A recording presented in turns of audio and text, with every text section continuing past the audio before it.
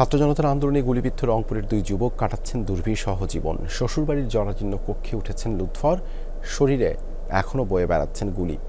আর নাসিরুল নিজ বাড়িতেই চিকিৎসার অভাবে পার করছেন অনিশ্চিত জীবন।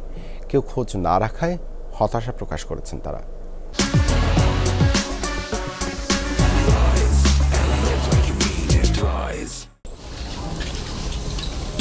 রংপুর সদরের পালিচরা জমিদার পাড়ার পোশাক শ্রমিক নাসিরুল ইসলাম ৫ আগস্ট সরকার পতনের দিনে রাজধানীতে গুলিবিদ্ধ হন। বিভিন্ন হাসপাতালে চিকিৎসা নিয়ে এখন বাড়িতেই আছেন। বাবা লালমিয়ার আয়ের একমাত্র মাধ্যম রিকশা বিক্রি এবং ঋণের টাকায় কয়েক মাস চলেছে চিকিৎসা। এখনো প্রতি মাসে চিকিৎসার খরচ থেমে নেই। নাম ওঠেনি আহতের তালিকায়, মেলেনি কোনো সহযোগিতাও। পায়ের মধ্যে গুলি লাগে, পুলিশের গুলি লাগার পরে আমার পায়ের হাড় ভেঙে যায়। হাড় ভেঙে যাওয়ার পরে আমি জায়গায় পড়ে যাই। আমার সোহরাওয়ার্দী হসপিটালে ভর্তি করায়।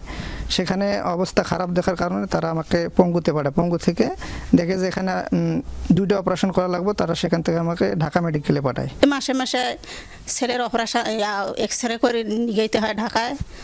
দেন দফা করিয়ে 10,000 টাকা লাগে। যাওয়া এসে ওষুধপাতি কিনি, এক্সরে করা 10,000 টাকা লাগে আমাদের। সরকারিভাবে আমরা কোনো সহযোগিতা পাইনি। একটা রিক্সা ছিল, সেটা রিক্সাটা বিক্রি করে দিছি। বিক্রি করে ছেলের পাশে খরচ করছি। এখন কি করি খাবো, আমার তো আর কোনো বুদ্ধি নাইও। ও তো আজ জীবন যতদিন বেঁচে থাকবে অতদিন কোনো কিছু করে খাইতে পাবে না। সরকার হিসাবে কোনো কোনো পায় নাই। লুৎফর রহমানের অবস্থা আরও করুন। 2 আগস্ট সাভারে সন্তান রতনসহ গুলিবিদ্ধ হন পোশাক কারখানার এই বাবুর্চি। এখনো শরীরে বয়ে বেড়াচ্ছেন গুলি। বিভিন্ন হাসপাতাল ঘুরেও মেলেনি সমাধান। নিজের বাড়ি নেই, তাই উঠেছেন রংপুরের পালিচরার কেশবপুরের শ্বশুর বাড়িতে। সেখানেও জরাজীর্ণ পরিবেশ, শাশুড়িরও এক হাত অচল। তারও নাম ওঠেনি তালিকায়, পাননি সহযোগিতা। একসাথে গুলি খেয়েছি আর কি, মানে ছেলে আমাকে আগাবার যা, ছেলেও গুলি খেয়েছি। ছেলে ওই জন্য ঢাকায় আছে, আমি রংপুরে চলে যাচ্ছি।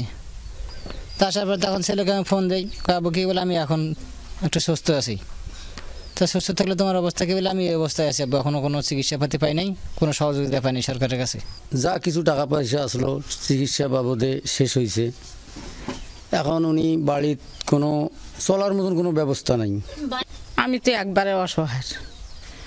সেই অসহায়ের কাছে আরো অসহায় রাশি ফলছে। আমি আর চাবো কি আর পাবো কি?